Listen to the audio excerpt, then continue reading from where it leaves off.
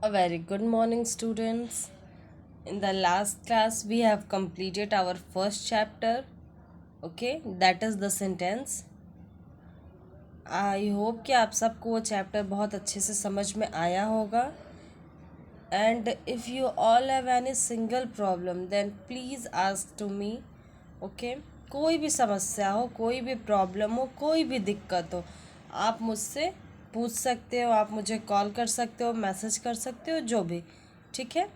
अगर किसी भी चैप्टर में, किसी भी टॉपिक में, एक्सरसाइज में, क्वेश्चन आंसर्स में कोई भी प्रॉब्लम है तो आप मुझसे पूछ लो. Okay. Now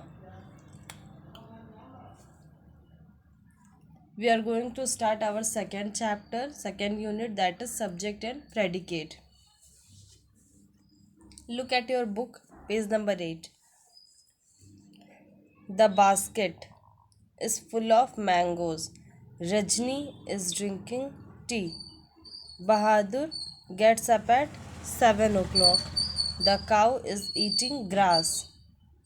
The boy is eating an ice cream. The sun shines in the daytime. In sentence 1, हम किसके बारे में बात कर रहे हैं? ध्यान दीजिएगा. Sentence 1, the basket is full of mangoes. इसमें हम किसके बारे में बात कर रहे हैं? We speak about the basket. In sentence 2, Rajni is drinking tea. We speak about Rajni. Number 3, Bahadur gets up at 7 o'clock. We talk about Bahadur. Similarly, in fourth one, we speak about the cow because the cow is eating grass. The boy, the son. Okay. So, in a sentence, the person or thing we speak about is called the subject. किसी भी sentence में जिस person या thing के बारे में हम बात करते हैं उसे सब्जेक्ट कहते हैं. And what is said about the subject is called predicate. ठीक है. जिस चीज़ के बारे में सब्जेक्ट क्या होता है, जिस सब थिंग के बारे में हम बात करते हैं, जिस पर्सन के बारे में हम बात करते हैं उसे आप सब्जेक्ट कहते हो. और जो बातें आप सब्जेक्ट के बारे में करते हो, what is said about the subject is said to be predicate. Okay. जैसे कि the basket is full of mangoes, तो द बास्केट के बारे में बात करते तो ये सब्जेक्ट हो गया. देखिए 2 कॉलम्स पहले से ही मेक है. और क्या बात कर रहे हैं कि बास्केट कैसा है? Is full of mangoes, mangoes से भरा हुआ है. तो the basket is full of mangoes, तो प्रेडिकेट क्या हो गया? Is full of mangoes. Next में देखिए रजनी. रजनी आपका सब्जेक्ट था. रजनी क्या कर रही है? इज ड्रिंकिंग टी, चाय पी रही है. तो इज ड्रिंकिंग टी आपका क्या हो गया? प्रेडिकेट हो गया. ओके स्टूडेंट्स, इसी तरह से आप इसे समझने की कोशिश करोगे.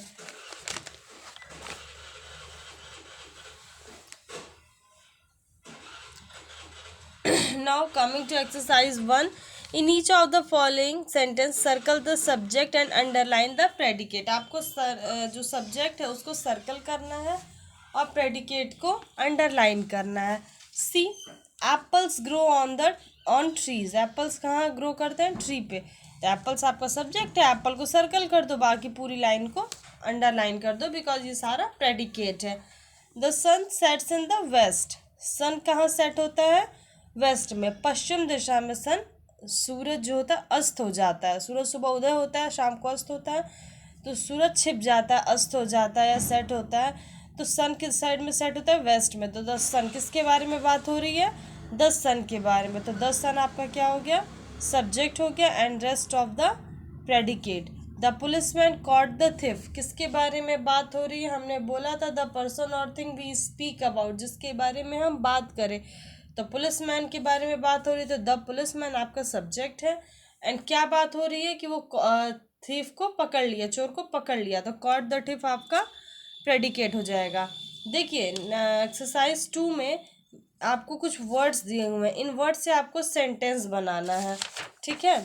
जैसे कि देखिए पहला, the cat looks happy. Cat एक फिगर दिया हुआ है, आपको ये एक एग्जाम्पल के तौर पे बनाया हुआ है. सेकेंड, आप देखो कि एक लड़का है जो खेल रहा है, तो आप लिख दो a boy is playing with the ball. ठीक है. आपको जो हिंट बॉक्स दिया हुआ है उन्हीं से वर्ड्स लेके सेंटेंसेस बनाने हैं. तो the boy is playing with a ball. A ship is sailing in the sea. A man is resting on the beach. Afzal is ringing the bell. Ravi is carrying an umbrella. Okay. Next में देखिए exercise 3. Add predicates to the following subjects. So hens, hens क्या करती हैं? Lay eggs. Hens lay eggs. Aeroplane fly in the air. I am sorry students, मैंने full stop place नहीं किया था, जिसको मैंने कर दिया है. ठीक है, तो आपको इस बात का ध्यान रखना है. सेंटेंस के लिए पहली कंडीशन मैंने लास्ट टर्न पे बताई थी कि क्या किससे स्टार्ट होता है? कैपिटल लेटर से स्टार्ट होता है और फुल स्टॉप पे एंड होता है. तो ये दो कंडीशन आप भी फॉलो करोगे. ओके. सो एक्सरसाइज 4 में आपको सब्जेक्ट्स ऐड करने हैं, प्रेडिकेट्स दिए हुए हैं. आपके लिए एक बात खास तौर पे मैं बता दूं, एक्सरसाइज 1, 2, 3 या 4 इनमें से कोई भी एक्सरसाइज आपको अपनी कॉपी में नहीं नोट डाउन करनी है, सिर्फ और सिर्फ बुक में फिल करना है. ओके. तो आपको सिर्फ बुक में ये सारी चीज़ें फिल करनी है, अपना बुक मेंटेन रखना है, बट कॉपी में कोई वर्क नहीं करना है. कॉपी वर्क जो लिखने का है वो मैं आपको सेंड कर दूंगी. आपको सिर्फ और सिर्फ डेफिनेशन, सब्जेक्ट और प्रेडिकेट के इस चैप्टर से लिखने हैं अपनी फेयर कॉपी में. ग्रामर की सेकेंड चैप्टर में आपको सिर्फ और सिर्फ सब्जेक्ट, प्रेडिकेट का डेफिनेशन लिखना है, जो मैं आपको सेंड कर रही हूँ. इसके अलावा बुक वर्क कोई भी फेयर कॉपी में नहीं करना है. So that's all for today. Have a good day.